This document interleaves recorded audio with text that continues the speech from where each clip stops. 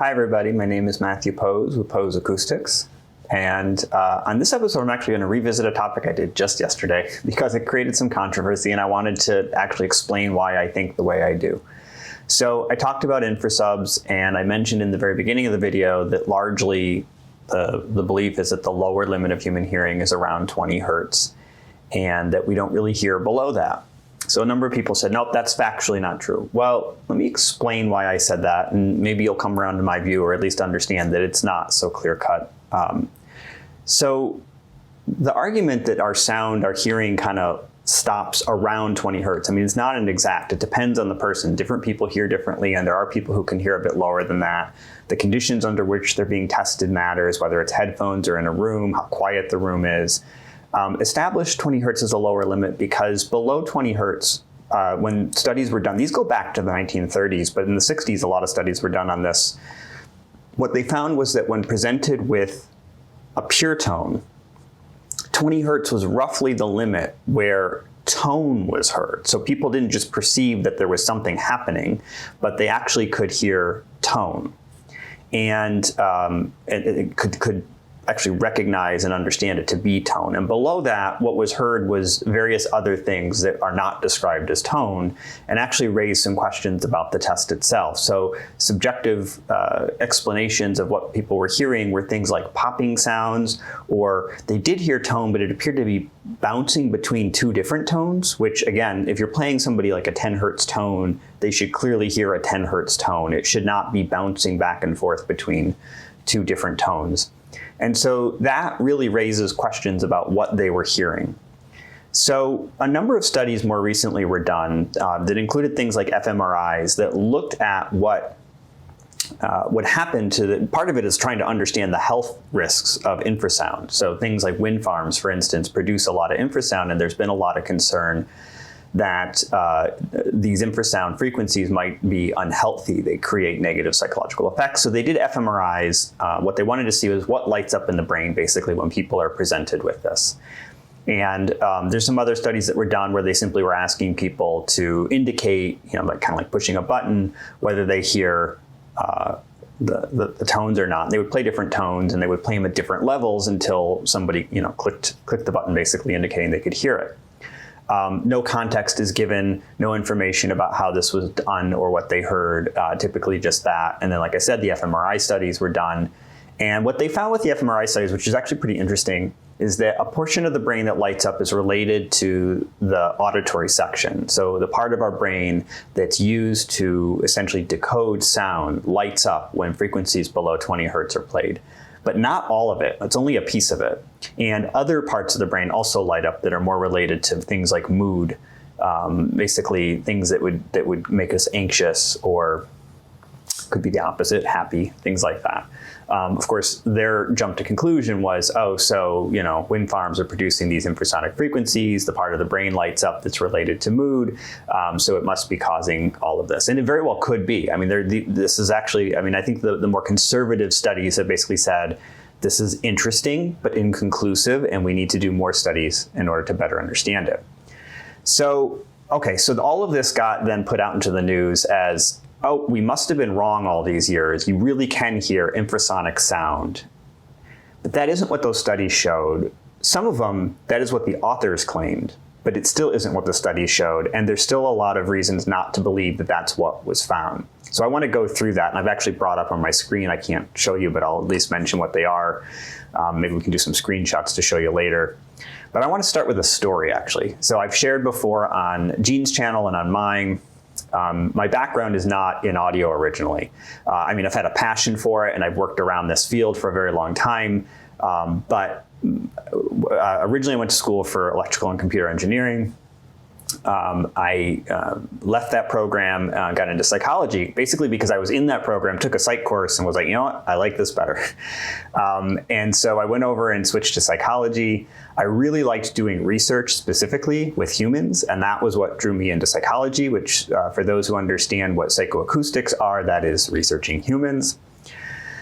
and eventually got more into actually studying children and families, which has nothing to do with sound and music. It was just an area that I showed a passion for. And so I went to school for that. I got into a PhD program. I was at Purdue University and I was studying that. And so here's the story, basically. I had this idea. It's actually one of the risks in, if anybody's ever earned a PhD knows that one of the things you have to do is you have to pass a number of exams, of course, but you also have to pass these two specific defenses. And they are kind of bookends, if you will, of the same project, which is your dissertation. So the dissertation project itself, now some people have practicums. Practicum dissertations would be essentially you go and do something that's related to what you would do if you had that job. It could be like an internship, or it could be, working for a company in some way. And then you would take that experience and you would write up what that experience was like, and you would earn your degree from that. I actually did one of those as well, but that wasn't how I finished my degree.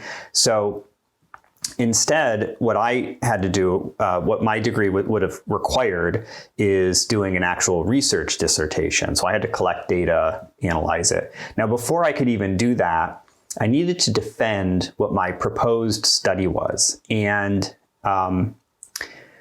I'd never done this before, didn't know what I was doing. I had a brand new professor who was leading my project for me. She was like what you would call a primary professor, the person who kind of leads you through the process. And she hadn't done it before, but she graduated from a prestigious program, had a really good PhD dissertation herself, and our interests were aligned. And so this is how things worked out.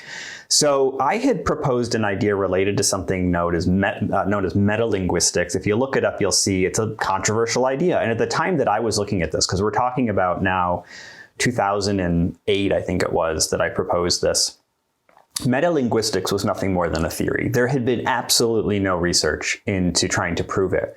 And in general, your dissertation should not be doing something that is that novel, because the likelihood that a graduate student would have the grasp of the field, the funding needed, all of that, to be able to do that research right and actually prove that some fundamental concept that's never even been looked at before is in fact real.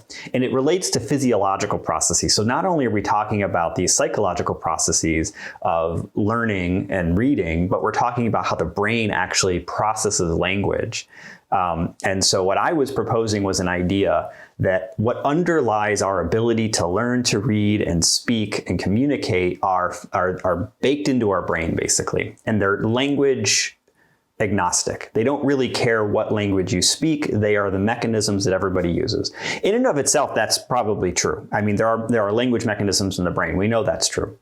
But in my particular case, what I was trying to say or point out was that think of it like a muscle. So the way the brain develops is it makes new connections, and those connections then strengthen our ability to do that over time. The more you do it, the better at it you get, right? And reading and speaking and all of that develop through practice as well, practice and exposure. So my idea was it really doesn't matter what language it's done in. It could be done in French, Spanish, Italian. It's still going to reinforce in other languages like English. So if you have kids who are in a home that doesn't speak English and they've got their parents doing a lot of work to support their language but not in English, that their English skills would still develop faster than if they weren't doing it at all. It may not happen as quickly as if they were getting English exposure in the home, but it still would be beneficial. And I wanted to prove this by essentially separating out the benefits of the school environment from the benefits of the home environment by observing and testing both on the same child as they develop through to kindergarten. So from preschool to kindergarten, and you would see this develop. And it was a pretty sophisticated way of doing it. It involved hours of video recording in both environments, coding very, very detailed codes of everything that was happening to that child, and then doing these standardized tests that assess the development of language and literacy with them. So I proposed this, and the worst possible thing happened. I failed not the dissertation. I failed the defense of the project, of the pre-dissertation. I hadn't even started the project really yet. And the reason I failed it was for a couple of reasons. One of them was this was a novel idea. They felt it was too novel and that it really wasn't appropriate for a graduate student PhD project. And so they wanted me to do something that was based on more established science. It would have undermined some of their own research in some ways, and actually a lot of the established field. and would have changed how we teach potentially if it had held to be true. It has since been studied by others, and there seems to be some supporting evidence that it is maybe true. But those people were not graduate students. So again, probably not the smartest thing to have done. But the other reason it failed, and the reason why I'm telling you this story, was that I did something that at the time I didn't understand to be problematic. I've since come, because I've become a much more seasoned, experienced researcher. I've taught research courses even to academics, to professors. And that was that I cited papers based on what the authors said, not what the authors found. And it never crossed my mind that you shouldn't trust the authors. I just assumed that these are PhDs, these are peer-reviewed articles, and if they said it, it must be true. And so in particular, I had cited this study that was related to how children develop language and literacy, and I cited what the author said as fact. And one of the women that was on my dissertation committee, who was a very, very esteemed, well-regarded professor, very seasoned, and actually had worked with that person, knew that that was their opinion, that was not a fact, and that they had misstated it in the article. And it was a well-known article. So she called me out on it. She says, well, where did you get the idea that that's true? And I said, well, in the, such and such study, 1996, so-and-so said that. And she said, they did say that, you're right. They didn't find that. And if you go to table, let's say A1, you'll see that the finding they're claiming that was there was in fact non-significant. So they didn't have evidence to support that, and nobody else has ever found evidence to support that. So that's not true. You shouldn't hinge a whole study on an idea for which there's no support. And I'd done that a couple of times. There were a couple of areas where I'd cited studies based on what the authors said, not what the authors found. And since then, that's become like a life lesson. I teach other people this as well, that when you're doing research, it's really, really important. First off, the very first thing you have to do is a well considered, if you will, lit review of the prior art, of everything that's known and what others have found. And then you have to kind of sort through that and figure out, well, what was found in those studies, meaning what did the evidence support, versus what was being talked about? Because there is an agenda here, including, unfortunately, a lot of this is what leads to tenure when people become professors. I didn't go down that road for anyone who's curious, and ultimately became a researcher for a private company doing research in child development and family studies for years. I recently left that job to pursue this full time. Now, when I was in graduate school, for those who don't know the story, I had finished all the coursework, and then because I failed this and I had to come up with a new dissertation project, I ended up having a period of time where I needed to do research over a longer period, but I had already finished all the coursework and had finished all but I think like one or two of the tests. And I just had to basically use up time, and I couldn't do research as my time in terms of my course load. My course load had to meet like a certain, I think it was 12 credit hours every semester to maintain my assistantship. But I had run out of courses, and at one point I was trying to take courses in, like, statistics was my minor, so I was trying to take courses in statistics in very specific areas, and they were more advanced statistical courses, and the problem was it was like one professor taught it every other year, not even every other semester, it was like every other year of one semester. And the class could only handle like, let's say 12 or 13 people. And I never could get into this course. And then I think eventually I did take the course, but like I just ran out of courses. And they told me I should do something else. And they had recommended actually doing MBA. It was a mini MBA. So I think I actually would have earned the full MBA at the end, but they were going to count like the coursework I had done from my PhD program with the coursework I would do from the MBA, and then I'd have to do a paper, and I just was like, I don't want to do that. It's too much. So I ended up taking courses in acoustical physics. They were PhD level courses. These were not designed for master's degree students. They would have been people who had already graduated a master's degree. And I don't know why, it just sounded like fun. I was already very into this hobby, and that was actually where I got my grounding from a scientific standpoint in acoustical physics. I had already been studying human physiology. That's a part of human development and family studies. And I had been studying how to do research studies with people around perception, but I actually did additional coursework that was more related to what would come into psychoacoustics, including a course that was just dedicated to it. I have been a reviewer of journals in the past, and I've also been part of like a juried reviewer for conferences where people submit posters and papers to then present. I've of course presented tons and tons, probably dozens of papers at this point myself. I don't have a lot of authored papers that are published, just a handful, and largely that came from the fact that in my particular field, nobody pays for that. I was not a tenured professor. That wasn't something I was able to do, nor did I want to. And so I ended up doing a lot of papers for government contracts, and you guys probably agree with this, you don't want to spend your taxpayer dollars so that people can publish papers. It's more important to actually have this change policy in practice. So anyway, back to this. When I had reviewed all the literature on this, what I was finding was that the literature made a lot of claims related to hearing infrasonics. I actually got caught up into it at one point. But the evidence that they presented was either really flimsy or it wasn't there. Their own findings didn't support what they claimed they did. So interestingly enough, in 2017, I'm probably going to mispronounce his name, but Jörg H. Mullins from University of Vienna wrote a paper titled Low Frequency and Infrasound, a critical review of the misbeliefs and their relevance to music research. And just in the abstract alone, he gets into it and he says, over the last several decades, low frequency and infrasound have become relevant to many fields of research, most recently psychology and musicology, among others. Interpretation of data from experimental research has raised concerns that low frequency and infrasound could be potentially harmful to human well-being. While the physiological and psychological effects of infrasound are well documented, a variety of myths promulgated by pseudoscientific authors and newspapers still make it difficult to distinguish between fact and fiction, especially for people with little or no knowledge in acoustics.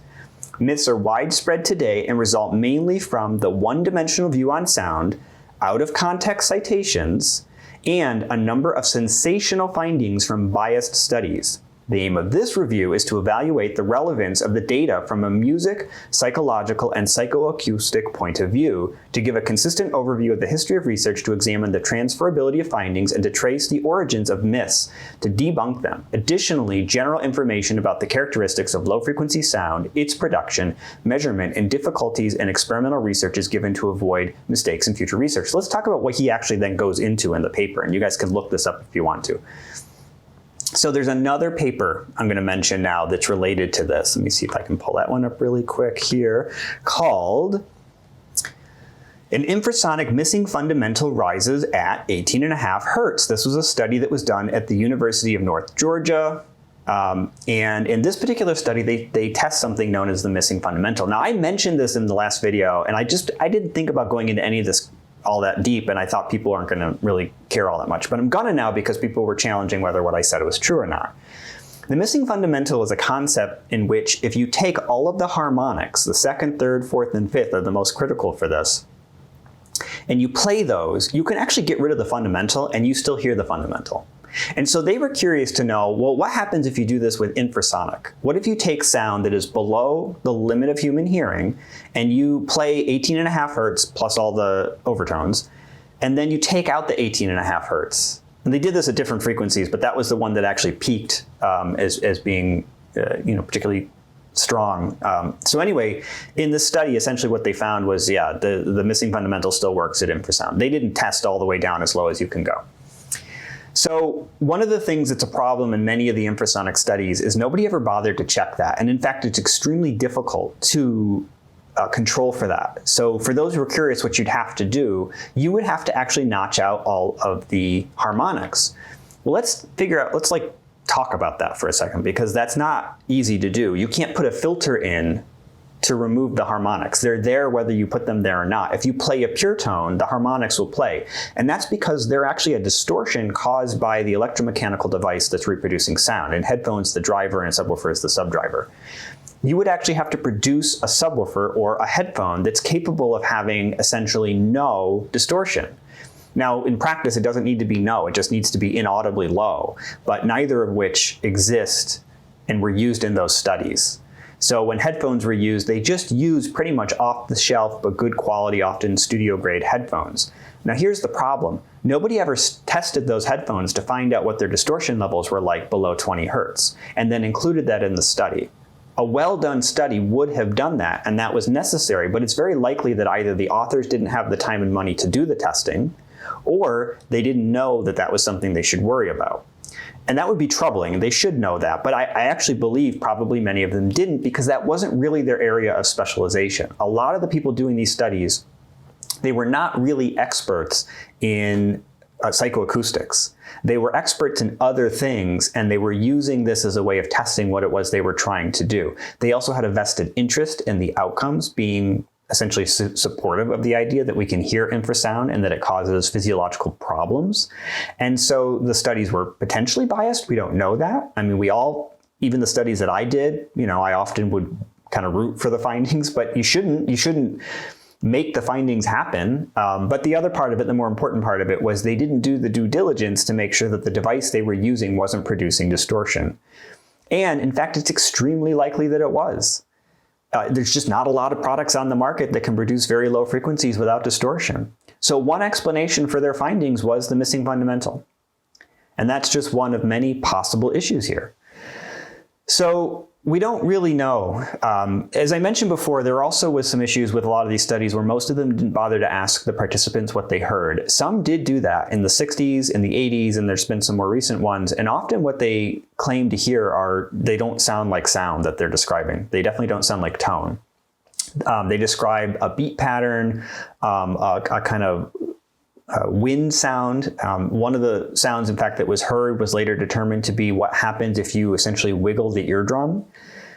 It's not really sound, but it would be processed as such because the nerves that are there that would feel and react to the moving of the eardrum. I think you're going to say that is sound, kind of, but it's not in this case. It's not being processed like sound. It was being processed like a feeling, like a touch on the eardrum.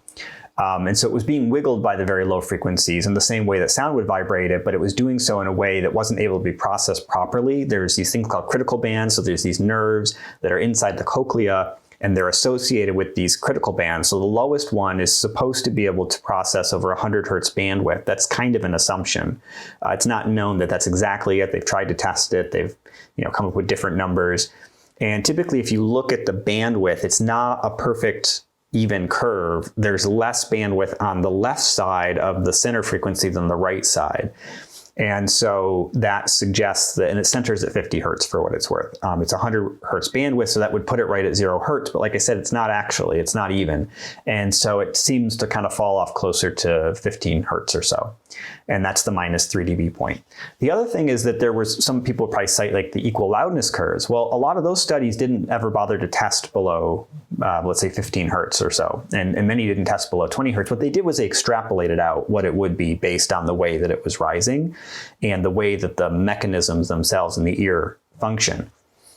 Some did attempt to do those tests, but again, failed to actually figure out whether what the person was hearing was, for instance, missing fundamental type stuff, so the harmonics, or if it was essentially a sensation. So let me just give you an example of what a sensation could be that isn't sound. That could be a similar concept to what's going on here.